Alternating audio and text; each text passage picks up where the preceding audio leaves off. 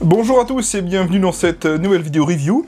Et comme vous le voyez à cette boîte et au titre de cette vidéo, aujourd'hui je vous présente mon Scarel Next Gen Recoil Shock de chez Tokyo Marui. J'ai reçu cette réplique au début de l'année, en janvier, je l'ai acheté chez Impulse 101. Encore merci à lui d'ailleurs pour son service impeccable. Jusqu'à maintenant sur la chaîne, je vous ai présenté le Scarash Tokyo Marui, je vous ai présenté le Scarel CQC Tokyo Marui, et il me manquait vraiment le dernier, le Scarel normal de chez Tokyo Marui. Si vous avez déjà vu la vidéo sur le Scarash et le Scarel CQC, honnêtement, je vais pas vous cacher, il y aura pas grande différence. Je voulais juste vous faire la présentation du Scarel normal pour vous montrer un petit peu les différences en externe par rapport à la version CQC. Et ça me permettra aussi de refaire une vidéo du Scarel Next Gen vraiment à jour, parce que la dernière que j'ai fait du Scarel, elle date déjà un petit peu. Le Scarel chez Tokyo Marui, c'est une réplique AEG en version Next Gen Recoil Shock. Faut savoir que le premier Scarel qui est sorti, c'est le modèle que je vais vous présenter. Il faut savoir que ça date, le premier Scarel étant sorti le 1er décembre 2010. La réplique est sortie du coup il y a presque 15 ans, ça commence à faire. Et vous allez voir que pour l'époque c'était quand même très intéressant. La boîte est vraiment simple, on a la même boîte que le Scarel CQC, c'est juste on va avoir l'inscription CQC en moins tout simplement. On a l'inscription au centre, Scarel, Tokyo Marui, c'est assez sobre. Des petits logos par-ci par-là, notamment ici avec l'étiquette. On va avoir ici l'inscription NEFC, et on va avoir ici une étiquette nous présentant le modèle exact. Donc moi j'ai le modèle Flart Dark Earth,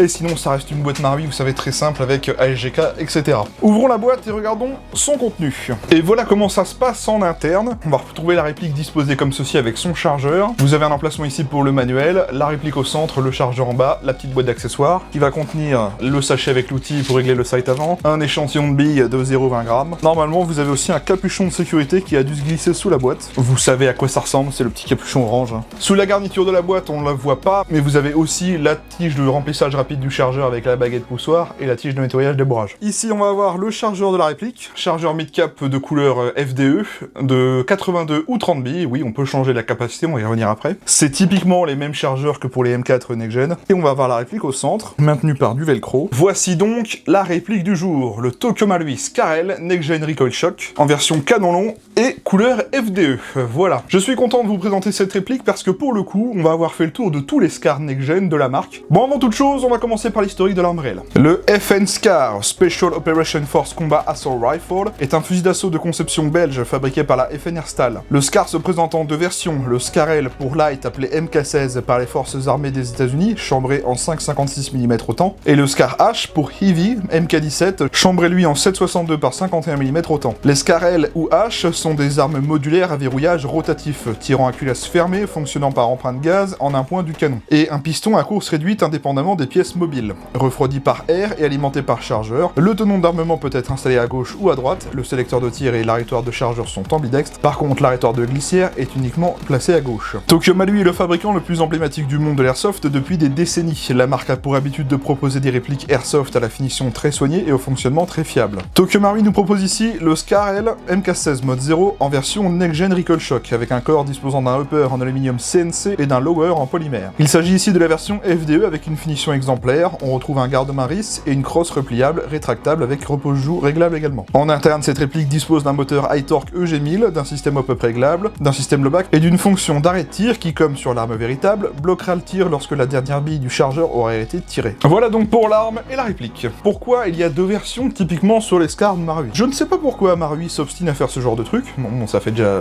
15 ans que c'est fait, donc ils vont pas changer maintenant, j'imagine. Il faut savoir que dans le catalogue Tokyo Marui, vous avez le Scarash Next Gen que je possède d'ailleurs, vendu avec une rallonge de canon, dévissable ou non. Tout simplement. Pour qui, pourquoi, les Scarel n'ont pas cette fonctionnalité, c'est-à-dire qu'en fait, vous avez deux modèles de Scar, la version CQC avec canon court, que le stagiaire a acheté récemment d'ailleurs, ou la version canon longue comme celle-ci. C'est-à-dire que la rallonge ici à l'avant ne peut pas se dévisser. Si vous voulez un Scarel en canon court, vous devez acheter la version CQC. On a un canon interne et un canon externe plus long sur la version normale, et un canon interne et un canon externe plus court sur la version CQC, bien sûr. C'est la seule et unique différence entre les deux Scarel. Me demandez pas pourquoi ils n'ont pas fait un système où on dévissait la rallonge de canon, je ne sais pas non plus, je pense que c'est des choses commerciales qu'on peut pas comprendre. Donc voilà, entre guillemets, la seule différence avec le Scarel CQC. Parlons un petit peu du manuel de la réplique. Donc vous voyez, il est fourni dans la boîte. Il va être traduit avec un petit peu d'anglais pour certaines parties, mais sinon c'est que du japonais. Donc ça va nous apprendre à utiliser le sélecteur de tir, garnir le chargeur en billes, installer la batterie, etc. Vous voyez, c'est vraiment très bien fait. Comment se servir des organes de visée, comment les régler, installation d'optique, réglage de la crosse, repliage de la crosse. Vous voyez, c'est vraiment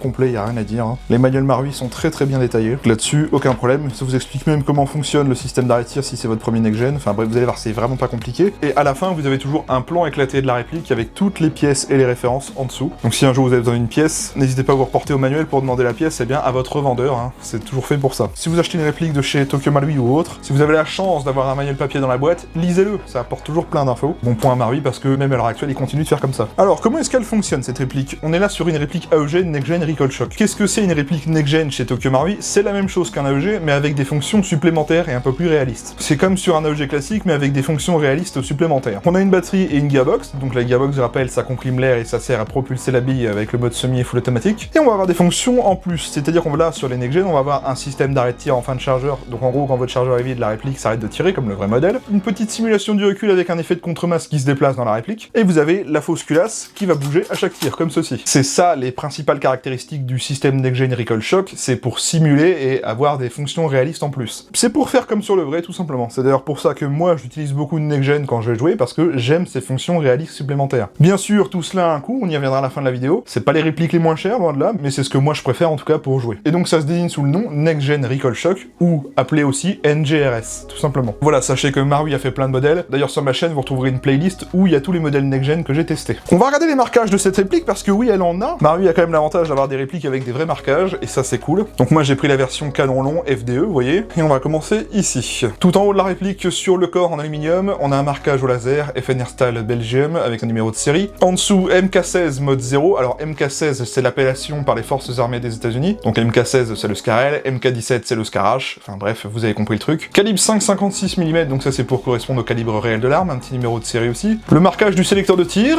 S pour safe, 1 pour semi-automatique et A pour automatique, tout en haut, voilà. Sur le dessus de la réplique, vous n'avez typiquement aucun marquage au niveau des rails. Vous n'avez aucun marquage également sur les rails latéraux. En dessous de la réplique, vous n'avez également rien du tout. Sur la crosse, à gauche et à droite, vous retrouverez le marquage pour le réglage de crosse au niveau de la longueur. Vous voyez, 1, 2, 3, 4, 5, 6. C'est pour vous indiquer le nombre de positions, hein, tout simplement. Du côté droit, gravé dans le corps, on va avoir un Tokyo Marui Co Ltd Made in Japan HJK, donc ça c'est un marquage airsoftien et qu'on voit sur toutes les répliques Marui. Safe semi-auto avec le sélecteur de tir, pareil de ce côté-là. Vous avez des marquages et bien sûr les organes de visée, vous voyez, au niveau de la molette de réglage et également sur le côté, Tokyo Marui Airsoft Gun Only. Et bien sûr l'organe de visée derrière, bon, on verra peut-être pas beaucoup, mais si on aperçoit un petit peu des marquages là. Donc ça c'était les seuls et uniques marquages de la réplique. Sur le chargeur d'origine, on n'en a pas. Donc à gauche et à droite, aucun marquage, et même sous le talon, vous n'avez rien du tout. Contrairement aux chargeurs de type M4 qui ont un marquage bien Colt, etc. C'est vraiment les mêmes, mais ils ont juste pas les marquages. On a la plupart des marquages réalistes. Bon, on a un marquage un peu disgracieux, c'est le Tokyo Marui Ltd, là, mais bon, ça c'est un peu obligatoire chez eux. En tout cas, voilà, si vous aimez les marquages réalistes, eh bien, Tokyo Marui, c'est pas un problème. Hein. Pour les contrôles de cette réplique, on va commencer par la sûreté. La sécurité sur les types SCAR se manipule avec le sélecteur de tir qui se retrouve ici du côté gauche et également du côté droit. Vous voyez, c'est ambidextre sur les SCAR et ça c'est bien. Lorsque le sélecteur est aligné avec le S, bien sûr, on a la sûreté. Donc, on peut actionner la queue détente, il se passera rien, on peut pas appuyer, vous voyez, ça bloque. Au-dessus, vous avez le 1 pour semi-auto, donc tir en coup par coup, et tout en haut, vous avez le A pour tir en full automatique, donc rafale libre, etc. Donc vous voyez, la sécurité se fait tout simplement avec le sélecteur de tir, là-dessus, pas de problème, c'est un peu comme les M4. À l'arrière, vous trouvez une crosse de SCAR, donc les crosses de SCAR sont un petit peu particulières. Déjà, si on la regarde sous cette forme-là, un petit peu debout, là, on a l'impression de voir une botte. Vous pouvez la régler en longueur et aussi en hauteur, et également la replier. Pour la longueur, vous avez ici ce loquet du côté gauche, vous le poussez vers le bas, et vous pouvez ajuster la taille comme ceci. Donc ça, c'est la taille maximale. Et ça, c'est la taille minimale. Vous avez des crans intermédiaires au milieu. Hein. Vous voyez, c'est pour ça qu'on a la numérotation des emplacements. Ça, c'est déjà le premier réglage possible. Vous avez également l'appui-joue qui est juste ici, qui peut être relevé d'un niveau, histoire d'être plus confortable lorsque vous allez utiliser un organe de visée, par exemple. Vous avez le gros bouton ici, vous appuyez, vous relevez, et voilà. Vous avez relevé, eh bien, la crosse, l'appui-joue de la crosse, tout simplement. Je m'en sers jamais, j'aime pas trop, c'est trop pour moi. Et la dernière fonctionnalité, c'est que vous pouvez, eh bien, la replier, cette crosse, avec ce gros bouton juste ici. Alors attention avec les SCAR Marui, c'est que ce bouton de crosse, là, il est assez fragile, hein, pour rien vous cacher. Si vous êtes du genre à replier votre crosse assez souvent, je vous conseille d'appuyer pour l'enlever et le remettre. C'est-à-dire que là, on va appuyer, hop, on rabat. Donc déjà, vous voyez ici, on a le câble pour la connectique de la batterie, donc faites bien attention à cela. On verrouille la crosse de l'autre côté, comme ceci. Donc là, on gagne une compacité, clairement. Pour remettre la crosse, moi, ce que je vous conseille, c'est de pas claquer la crosse dans l'emplacement, c'est de réappuyer sur le bouton et de reverrouiller, comme ceci. Parce que ça va préserver le bouton. Moi, personnellement, c'est ce que je préfère faire, parce que j'ai toujours entendu dire que ce bouton était fragile. C'est un peu le point négatif des SCAR Marui, c'est leur crosse et leurs boutons de crosse qui sont un peu fragiles, j'ai l'impression. Sur cette réplique, vous avez des attaches-angles un petit peu partout. Vous en avez deux à l'arrière sous forme d'anneau métallique, juste ici. À l'avant également, du côté gauche, sous forme d'anneau métallique à l'avant. De l'autre côté, ça va être pareil. Vous en avez un ici, et vous en avez un également à l'arrière droit, juste ici. Vous voyez, c'est très bien parce que les SCAR ont vraiment un côté ambidextre qui avait été étudié à l'époque, histoire d'avoir déjà un sélecteur de tir ambidextre, des attaches Shang, etc. Et également le MagCatch, on va voir ça tout de suite. Pour éjecter le chargeur, justement, ça va se faire de deux façons, du côté gauche ou du côté droit. Sur le côté gauche, l'éjecteur de chargeur, eh bien, il est sous le ball catch, juste ici. Là, on appuie et le chargeur sort, tout simplement. C'est pas compliqué, ça se fait vraiment très bien. Le chargeur tombe tout seul si on appuie sur l'éjecteur. Vous voyez, donc évitez de les faire tomber au prix que ça coûte. Et vous pouvez le faire également à droite, un petit peu comme sur les M4 avec ce MagCatch juste ici. Vous voyez, le chargeur tombe tout seul, aucune difficulté à insérer ni à l'extraire, ça se passe vraiment très bien, il n'y a rien à dire. Comme c'est un next-gen, sur cette réplique, le ball catch est fonctionnel. Le ball catch, qu'est-ce que c'est pour ceux qui connaissent pas? C'est une pièce qui, lorsqu'on appuie dessus, réarme la culasse en avant après un changement de chargeur. Quand vous aurez changé votre chargeur, vous appuyez sur le ball catch qui est ici sur le SCAR, uniquement du côté gauche. Me demandez pas pourquoi c'est pas ambidextre sur le SCAR, ils l'ont fait vraiment que du côté gauche, et sur le vrai modèle aussi d'ailleurs. Donc le ball catch est bel et bien fonctionnel sur ce modèle. Au niveau des organes de visée d'origine de cette réplique, on va aller ici, à l'arrière pour commencer, donc on a un organe de visée type flip-up, qu'on va tout simplement relever comme ceci, voilà. Cet organe de visée, eh bien vous pourrez faire deux choses avec, donc déjà régler la dérive avec la molette incrustée à l'organe de visée, accessible à gauche et à droite, hein, vous voyez, l'autre côté également pareil. Vous pouvez également changer l'œilleton, comme ceci, vous avez un petit œilleton à basculer pour avoir un plus ou moins gros trou, et vous pouvez également le rehausser avec la molette qui est incrustée à l'organe de visée. Donc voilà, vous avez juste à tourner, et là on rehausse l'organe de visée. Ça c'est vraiment super bien, on n'a aucun outil, c'est génial. À l'avant, on va avoir un organe de visée flip-up, qui est solidaire à la partie canon de la réplique. Pour le déverrouiller cet organe de visée, vous avez cette petite goupille à droite là, on la pousse, on relève l'organe de visée, voilà, et ça la verrouille, ça ne bouge plus. Ça donne bien l'organe de visée type du SCAR, hein, et lui, on pourra le régler uniquement en hauteur avec l'outil qui est dans le sachet plastique que je vous ai montré au début de la vidéo, voilà. L'avant n'est pas démontable, il est solidaire à la réplique, par contre, vous pouvez retirer l'organe de visée arrière si vous n'en avez pas besoin. Vous avez juste à dévisser la vis ici et retirer l'organe de visée, hein. C'est tout à fait possible. Pour accessoiriser la réplique, vous avez un grand rail Picatinny en métal sur le dessus de la réplique, c'est de l'aluminium, hein, c'est le corps de la réplique. Par contre, les rails latéraux et inférieurs sont en polymère, voilà. Je vous l'ai dit, on est sur la version normale du SCARL, donc on n'a pas la rallonge de canon qui se dévisse, on a le canon long. Par contre, vous avez bel et bien le cache-flamme à l'avant qui est en métal, que vous pouvez dévisser, ça c'est pas un problème. C'est du 14 mm CCW classique, et oui, ici on retrouve un pas de vis, 14 mm CCW. Donc si vous avez un traceur, un modérateur de son qui est en 14 mm CCW, bien sûr vous pouvez le monter sur cette réplique, c'est pas un problème. Le levier d'armement de cette réplique est fonctionnel, enfin, il est fonctionnel oui et non, on peut juste le tirer, et bien pour ouvrir la trappe on va voir juste après, et vous allez voir que lorsqu'on tire avec la réplique, eh bien il va bouger à chaque tir, ça donne un effet très sympa avec le SCARL. Voilà donc pour les contrôles standards de la réplique, vous voyez ça reste un SCARL, hein, c'est vraiment très simple, c'est juste un petit peu particulier parce que là c'est un next-gen, ça reste assez simple à mettre en action honnêtement. Pour le réglage up de cette réplique, vous allez voir c'est très simple, ça se fait sans démontage, c'est accessible en pleine partie, c'est pas compliqué.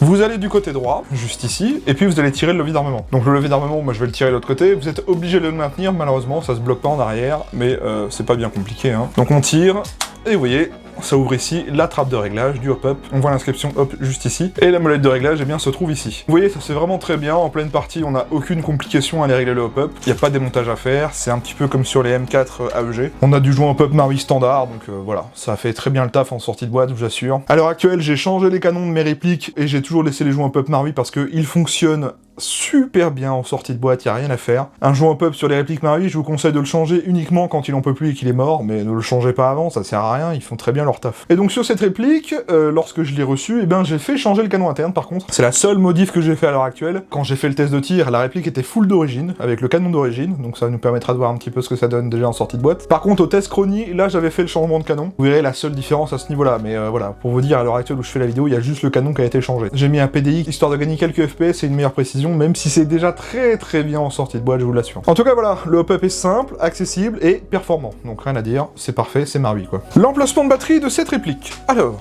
les SCAR sont pas compliqués, et donc ils ont un avantage par rapport au M4 AEG Marui, c'est qu'ils n'ont pas la batterie propriétaire SOP-Mode. Les batteries SOP-Mode sur les M4 Marui, je vous l'ai répété plein de fois, c'est une espèce de batterie NIMH propriétaire en U, avec 2 sticks, qui est plug and play, le système est pas mal de base, mais bah, l'idée de mettre ça en NIMH, c'est pas fou. La plupart du temps, vous êtes souvent obligé de changer la connectique si vous voulez pas jouer avec les batteries propriétaires. Et bien les SCAR, c'est pas le même problème, parce que les SCAR vous sont livrés de base en sortie de boîte avec une connectique Tamiya, donc vous n'avez pas de changement à faire, clairement. L'emplacement de batterie sur le SCAR se fait dans la crosse. Pour y accéder, on enlève le talon. Vous avez cette goupille qui est là, donc on la pousse de l'autre côté. Elle ressort, elle est solidaire à la crosse. On enlève donc le talon. Et ici, vous trouverez normalement une connectique Tamiya. Alors moi, j'ai une Tedin parce que j'ai fait le changement de connectique histoire que ça soit plus simple pour moi, parce que j'ai pas envie d'avoir 36 000 batteries avec plein de connectiques différentes. Et sinon, l'emplacement se fait typiquement ici. Là, en fait, c'est profond. On peut rentrer une batterie là. Pas une très grosse batterie non plus, hein, pour rien vous cacher. Donc genre, pour vous donner une idée, donc des batteries 7-4 volts en 1100 mAh en connectique Tedin. Vous voyez, les éléments sont très fins.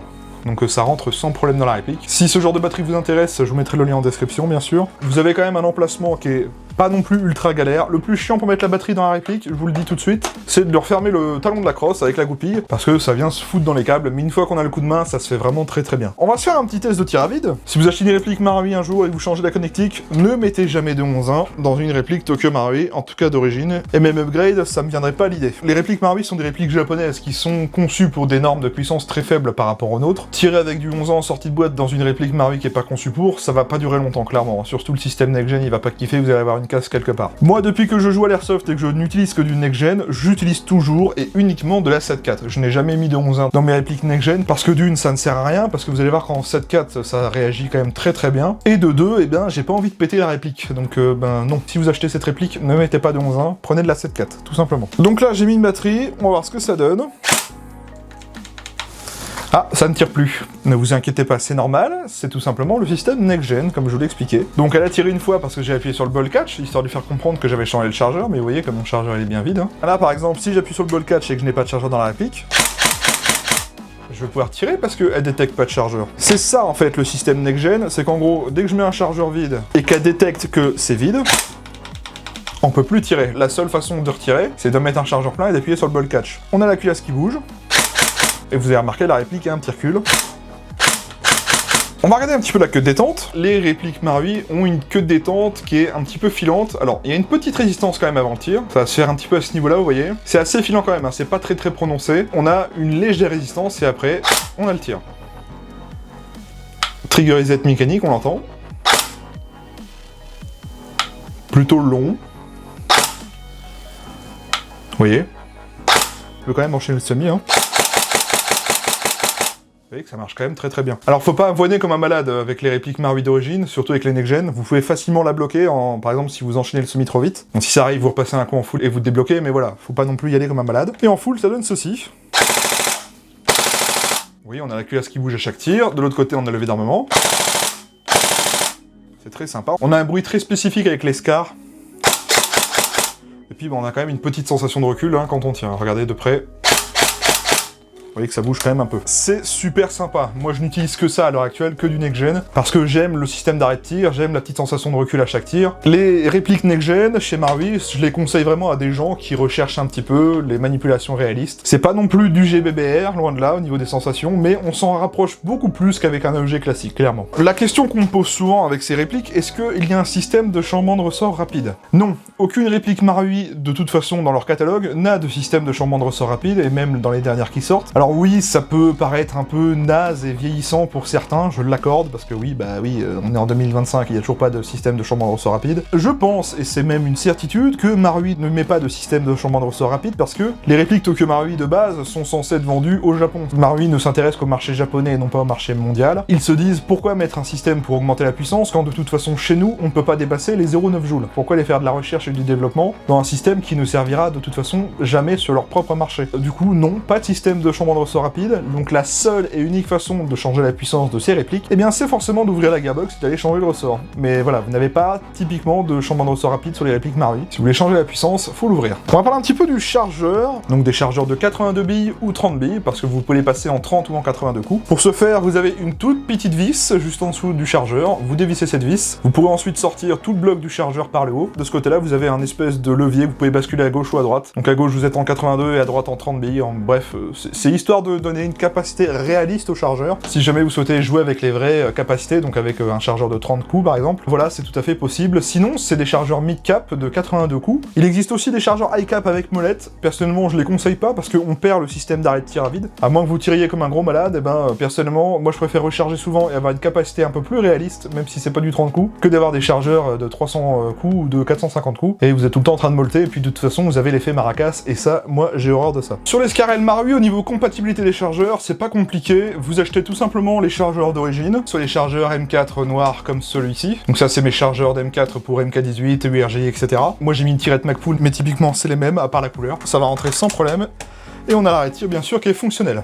Et puis ça lui donne un style aussi avec un chargeur noir, hein, clairement. Je sais qu'il existe un fabricant, alors je crois que c'est PTS qui a fait des chargeurs next-gen. Et il y a aussi d'autres fabricants, alors je sais plus les noms, mais je connais quelqu'un qui utilise des chargeurs d'un autre fabricant, mais c'est bien des systèmes next-gen. Vous avez à l'arrière du chargeur ce petit levier là. Si j'active la remontée, hop, vous avez ce petit levier qui s'est relevé, qui va aller faire contact à l'intérieur de la réplique pour bloquer la réplique en fin de chargeur, tout simplement. C'est pour ça que les chargeurs sont propriétaires, c'est parce qu'il y a ce système qui est sur les chargeurs, tout simplement. Ils sont pas si chers que ça, pour vous donner une idée, Julien les vend à l'heure actuelle au prix de 15 € environ, ça fait 2500 yens. Chez Airsoft Entrepôt, ils sont à 26,90 en tan et en noir. Voilà. Au niveau finition et matériaux de cette réplique, les répliques longues chez Tokyo Marui sont fabriquées en métal et en polymère. Les Scarel et le Scarache chez Tokyo Marui, eh bien on a du métal et du polymère. Alors attention, c'est pas de l'acier, c'est de l'aluminium. Hein. Les parties métalliques de la réplique, en tout cas pour le corps, eh bien ça va être le upper, uniquement. Le reste, avec le lower, toute cette partie-là, en gros, ça, c'est du polymère. Dans le détail, on va avoir en métal le cache-flamme, le canon externe, les organes de visée, les attaches-sangles, un petit peu de mécanique interne, la queue détente, le ball catch et le chargeur. Pour le reste, on va avoir du polymère. Donc on va avoir le lower avec le sélecteur de tir et le mag catch et toute la partie cross. Tout cela est en polymère, ce sont les seules uniques parties de la réplique en plastique. Alors dites-vous que le vrai modèle, donc je parle bien de l'arme véritable, est fabriqué comme ça aussi. On a une partie upper en acier et une partie lower avec bien du plastique. Et puis bien sûr, on est sur du Tokyo Marui, donc la finition est exemplaire, il n'y a rien à dire. Vous avez les marquages réalistes, vous avez un très bon assemblage, pas de jeu nulle part. Il y a quand même des petits points négatifs, bien sûr. Vous avez des traces de moulage et bien sur certaines parties de la réplique, surtout sur les parties plastiques. Vous voyez ici, hein, je peux me cacher, au niveau du pontet, on a des jolies traces de moulage. Pour avoir vu certaines armes à feu réelles à l'Iwa, j'ai été surpris de voir à quel point les répliques peuvent être des fois mieux finies que les armes à feu en elles-mêmes. De toute façon, c'est des choses qu'on voit vraiment en regardant de près, ça n'apparaît pas au premier abord comme ça quand je vous la montre. Ça reste quand même très convaincant au niveau des finitions. Au début de la vidéo, je vous ai dit que cette réplique se déclinait en version canon long ou canon court. Mais sachez que vous pouvez également trouver deux coloris pour cette réplique. Ils sont disponibles en full noir ou FDE. FDE, c'est typiquement la version que moi je vous présente, donc un petit peu tan mélangé sable, et vous avez la version full noir avec les marquages blancs apparents. Je vais maintenant vous lister un petit peu les caractéristiques techniques d'origine. Alors, c'est une réplique de calibre 6 mm à propulsion AEG, disposant des modes de tir, sécurité semi et full automatique. Annoncé par le fabricant à 0,9 joules, soit à peu près 310 fps. On fera un test chronie pour vérifier, donc attention, hein, je vous ai dit, j'ai modifié le canon, donc ça va peut-être changer un petit peu. Au niveau de sa longueur, avec la crosse repliée, nous sommes sur du 635 mm. Avec la crosse dépliée mais rétractée au minimum, on est à 826 mm. Et avec la crosse dépliée et tirée à fond, on est à 899 mm. Au niveau de son poids, on est sur 3336 grammes. La longueur de son canon interne est de 300 mm et c'est un diamètre de 6,08 mm d'origine. Elle dispose d'un pas de vis 14 mm CCW. Elle dispose de rail tactique intégré Picatinny. Son chargeur est un mid-cap en métal et peut contenir 82 ou 30 billes et c'est un mid-cap. Elle dispose du hop-up réglable. Elle dispose bel et bien du blowback. Elle ne dispose pas de chambres de ressort rapide. Elle ne dispose pas de MOSFET intégré. Elle dispose d'un moteur high torque EG1000 Tokyo Marui. Elle est fabriquée en aluminium et polymère. Elle est de couleur FDE et noir. Elle est également disponible en full noir et c'est fabriqué par Tokyo Marui. Je pense qu'on a fait le tour. On va aller sur un test chronie, un test de tir et je vous retrouve juste après pour la conclusion.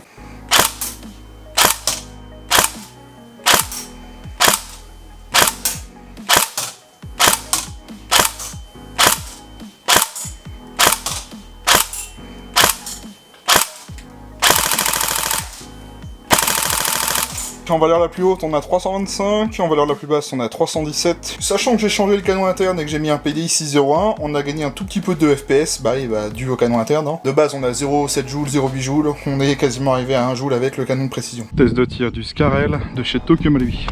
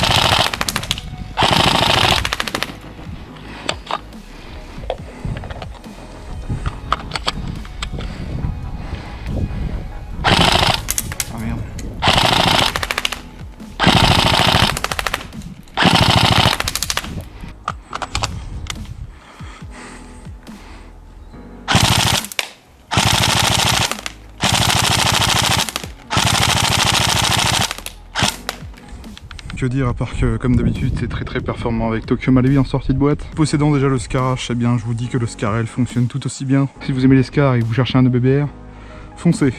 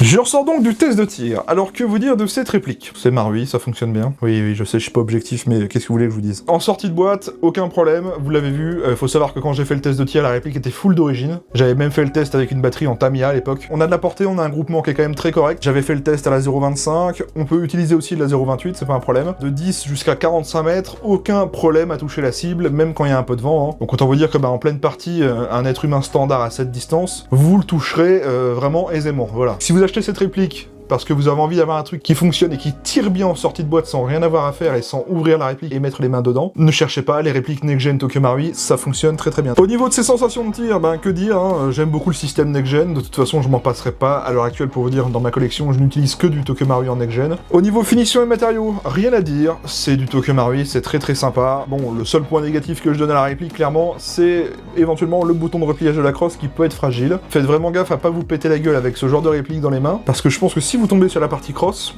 vous allez avoir une casse, parce que c'est pas non plus du plastique très solide, ça reste entre guillemets un polymère ABS un peu renforcé, mais pas trop non plus, quoi, voilà. Après, si on prend ça en compte et qu'on y fait généralement gaffe, y a pas de problème. Moi, mon Scarache, je l'ai jamais cassé depuis le temps que je vais, hein. Et j'espère que ça va durer, je touche du bois. Si vous êtes comme moi et que vous n'y connaissez rien en mécanique d'airsoft et que vous voulez juste un truc fonctionnel pour aller jouer avec vos potes le dimanche, donc je ne peux que vous conseiller de l'acheter si vous avez envie. Acheter la réplique, c'est une chose, mais faut aussi parler du prix, et ça, c'est un élément important. Moi, cette réplique, je l'ai achetée chez Impulse 101. Donc Impulse 101, je rappelle, c'est un Français qui est expatrié au Japon, qui a sa petite entreprise et qui nous expédie des répliques en Europe et un petit peu partout dans le monde. Si vous avez besoin d'acheter une nouveauté Marui, Maruzen, Tanaka, etc., le meilleur moyen que vous puissiez l'avoir rapidement, c'est d'acheter chez Impulse 101. Alors attention, Impulse 101, ça veut pas dire que c'est totalement parfait. Forcément, il est au Japon, donc le Japon, c'est l'autre bout du monde pour nous, ça coûte un peu cher au niveau des frais de port, surtout par avion. Par bateau, c'est moins cher aussi, mais bon, il y a un peu plus de temps. Vous avez aussi la potentielle chance d'avoir de la douane. Oui, on commande hors espace Schengen, donc forcément, la douane peut nous tomber dessus. Si vous avez de la chance et que vous payez pas beaucoup de douane, ça reste quand même intéressant parce que à l'heure actuelle, chez Impulse 101 neuve, la réplique vaut 69 800 yens, ce qui fait 408 €. 408 € pour du Next-Gen, je vous assure que c'est un très bon prix parce que quand je vais vous dire le prix français, c'est autre chose. Donc ça, c'est 408 € pour la version tan ou noire. Hein. Et bien sûr, je vous mets à l'écran le prix de la version courte également. Hein. Et en France, vous trouverez cette réplique chez Airsoft Entrepôt par exemple, mais là que en version CQC pour le moment en tan et en noir, au prix de 599,90 €. On passe de 408 € à quasiment 600 €. Bon, après, on a aussi l'importation qui est faite, on n'a pas les mêmes frais de port non plus. Bah voilà, faut se dire qu'il faut rajouter quand même 200 balles quoi. Moi, à l'heure actuelle, j'achète beaucoup de répliques chez Julien, ça me permet d'avoir des modèles un peu particuliers, et puis bah aussi parce que j'aime bien faire travailler les copains, forcément. Donc voilà, c'est pour ça que je vous dis que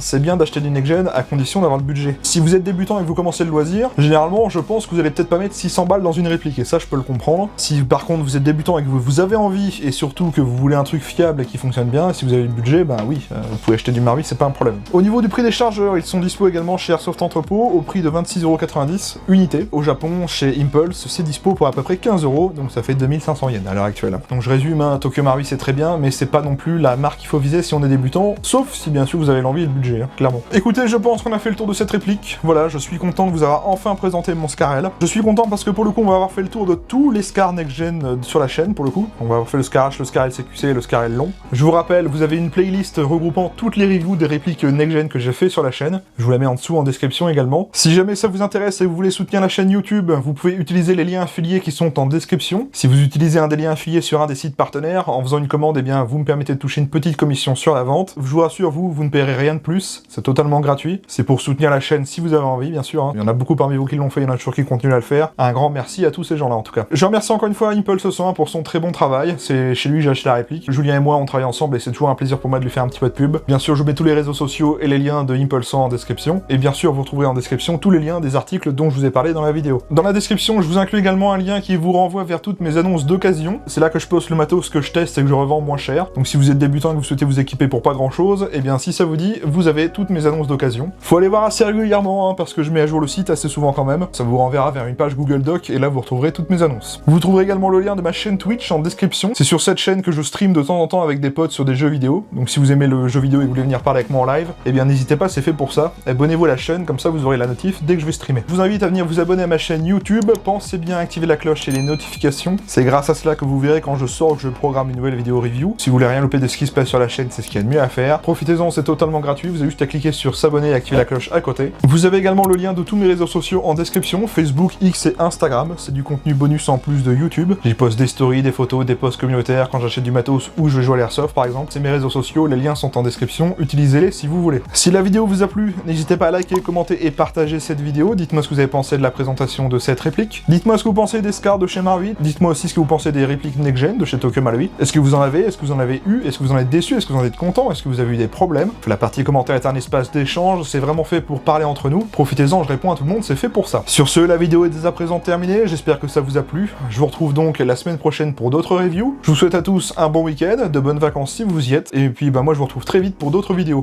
Prenez soin de vous, portez-vous bien, et salut à tous.